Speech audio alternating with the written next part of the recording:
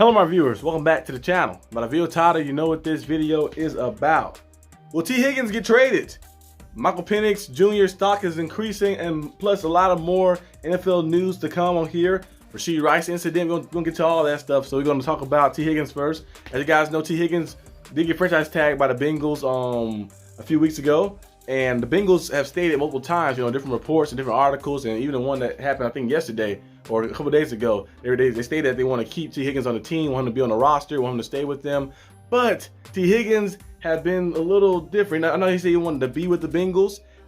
He said he wanted to be there, but it's also like you're going to get paid still. He's still going to get paid. You're going to have a long-term contract, and the Bengals have not provided that just yet. And I think that if they was to make a deal, it would be during the draft day. We've seen a lot of big trades happen during draft day. Remember A.J. Brown a few years ago, the big trade that happened when the Titans sent A.J. Brown to the Philadelphia Eagles a few seasons back, and it's been working out well for them. We could see another big trade like that happening.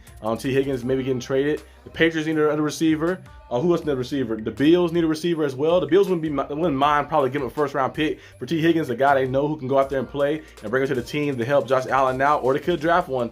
We never know what could happen. Or they could draft one later round and then trade for T. Higgins. So it could be some big trades that could happen on the draft day. So we have to wait and find out and wait and see. Draft will be next week. It's going to be very good, very exciting week of football. Basketball, of course, is heating up too as well. So the world of sports is just going crazy right now. But moving on to the next topic, Rashee Rice. Rashee Rice, as you guys know, was going, I think, 118 miles per hour, and he crashed. He was racing here in Dallas, and crashed somewhere and injured by, I think, like a few people in like a type of accident. And he says he's getting sued $10 million by the victims. And he's also facing up to 8 charges as well. Now, right now he's training. They're showing him in Patrick Mahomes training here in Texas, playing, doing pitch and catch and stuff, running routes and working on things together. But I don't know. Rashee Rice was just doing some reckless things, just coming off a Super Bowl win. He had a big time rookie season, had 900 plus receiving yards, had some big games in the playoffs, and to go out there and make a foolish decision like that, racing cars in the city and crashing and hurting somebody and hurting people as well. It was just a bad decision to make and a bad thing to do. So I don't know if the Chiefs are how they're going to handle this. I don't know how the NFL going to handle this. I guess they'll wait till after everything clears. And most likely, as you know, most time people can just pay settlements and to get off of things. But I don't think this is a civil suit to just pay off or settlement like that. I think this is more of like a ongoing investigation, kind of like a criminal charge that could happen of him doing the reckless driving and a lot of different things, getting his maybe license suspended. So Rashee Rice, I don't know if he's going to be playing next year.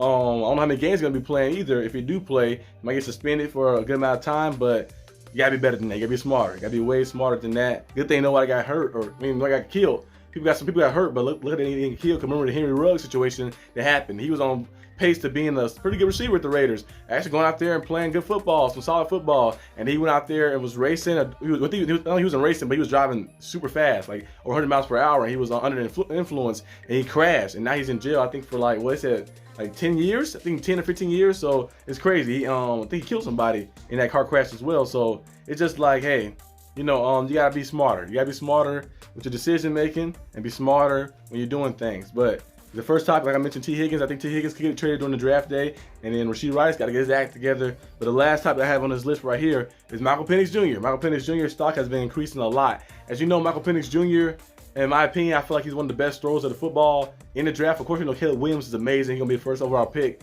And we know Jaden Daniels is amazing. We know Drake May is amazing. But Michael Penix Jr. could be a sleeper. And he could be a guy that maybe fall to a team later in the draft in the first round or in the second round. I think the Raiders would be the perfect spot for him. I know Gardner Minshew is there. And Gardner Minshew is a good player, solid player as well. Made the Pro Bowl last year. But I don't think he's the long-term solution and long-term answer for the Raiders. So you could have Gardner Minshew become the bridge guy. Let Michael Penix Jr. sit behind him a little bit, learn some things, and then Michael Penix Jr. can take over. That strong arm, with that mobility he has, and the accuracy he has with the football, with Devontae Adams on the outside, with Jacoby Myers on the other side as well. And you bolster up that offense with a new tight end. Maybe Brock Bowers might fall down there, and you never know what can happen. I had Brock Bowers going to the Raiders in my mock draft. I feel like if the Jets go a different approach and take an offensive tackle instead of going tight end, then he could probably slip down there, because a lot of those teams in front might not be dire need to get a quarterback. Get a tight end within the first round. So we could see some crazy things happening, some crazy trades happening. Like I mentioned, T. Higgins could be a trade that happened. I'm predicting that to be a trade that goes on within the draft, either before the draft or during the draft. They probably figure something out before the time happens.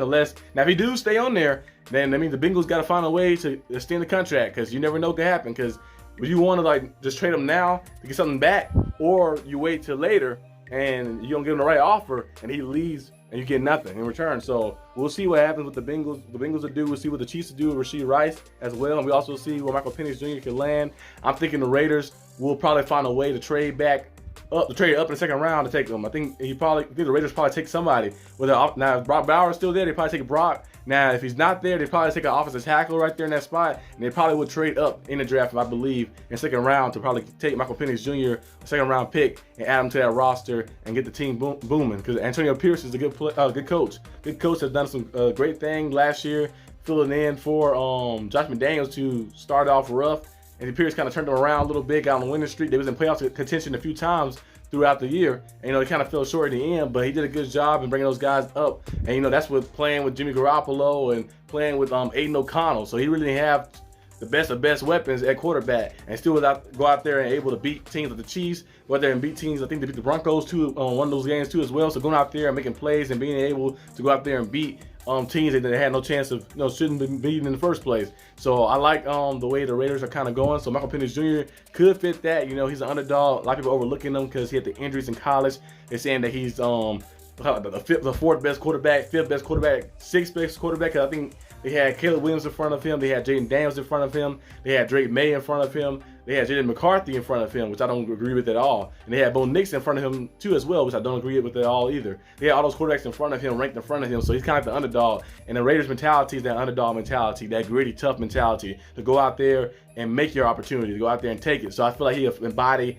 that whole persona, and he'll be an amazing draft pick for the Raiders and fit that whole culture there in Las Vegas perfectly. So let me know in the comment section down below what you guys think about the news that's going on in the NFL. Not too crazy right now because people kind of getting ready and getting pumped up for the draft next week. But I see you guys probably tomorrow on some short videos after the play-in games on the NBA, and then on Saturday some NBA playoff games, do some reviews on those. And Sunday I come back. I think Saturday or Sunday. I might do uploads in the morning or Sunday. I probably have some stuff waiting for you, or tomorrow. We'll see what happens. Another video coming out, a special video that should be pretty solid, pretty good.